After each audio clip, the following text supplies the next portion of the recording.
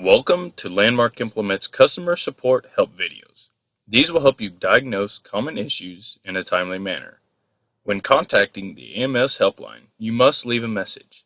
The message is then sent out to all of our CTS employees. The first CTS to get it will then return your call. Also, stay connected with Landmark. Download the Landmark app today.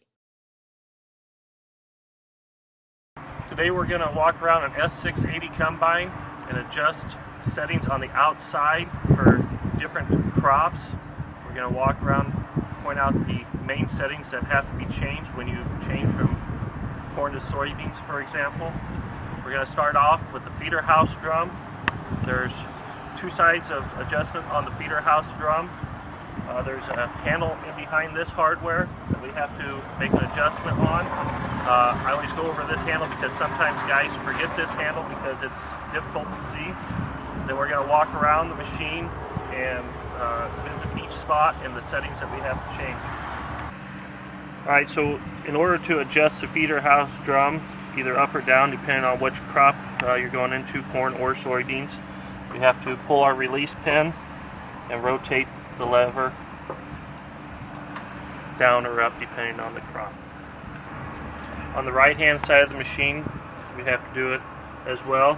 Same process, pin release, rotate lever either up or down depending on crop. On certain crop settings it may be required to change the speed of your feeder house. In order to do that we have to loosen up two bolts so that our chain becomes loose, and then we adjust the position of the sprocket by pushing back our collar here and moving it in or out depending on what sprocket you need to be set on. On the S-Series combine, we do not have to change our feeder house speed between corn and soybeans. Alright, next thing we're going to talk about is our feeder house accelerator. In order to make this adjustment, we have to release tension off the belt by taking this handle out of the slot. That relieves all pressure off the belt.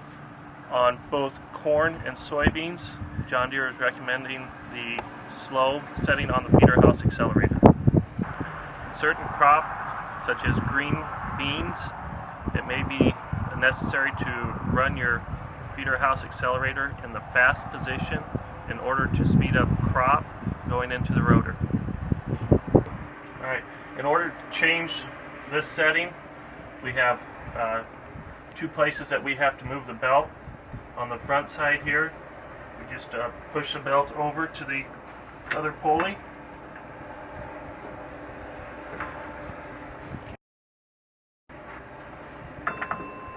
And on the back side as well.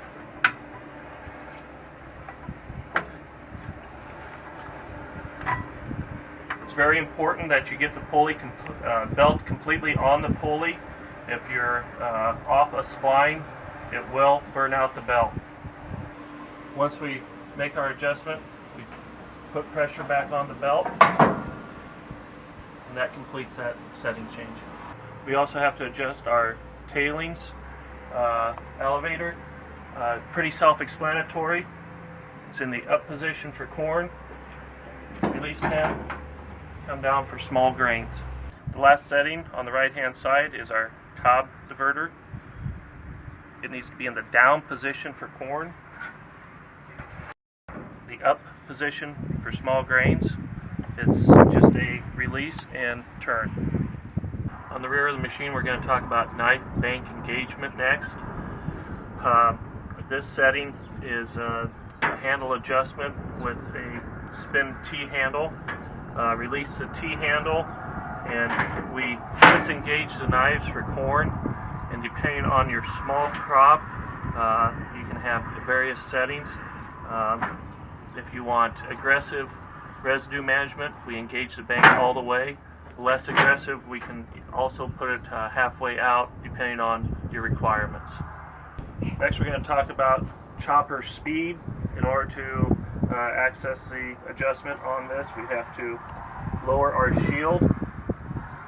Adjustment is made by moving the handle. We push the handle all the way in for corn, all the way out for small crops soybeans and wheat. Next thing we're going to talk about is rotor transmission speed. On the Go Harvest app for John Deere, they do not mention this setting for corn and soybeans.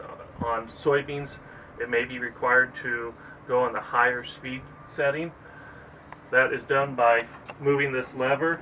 There's an indication bar up above, and you just pull that to change your transmission speed. One word of warning, there is a neutral setting.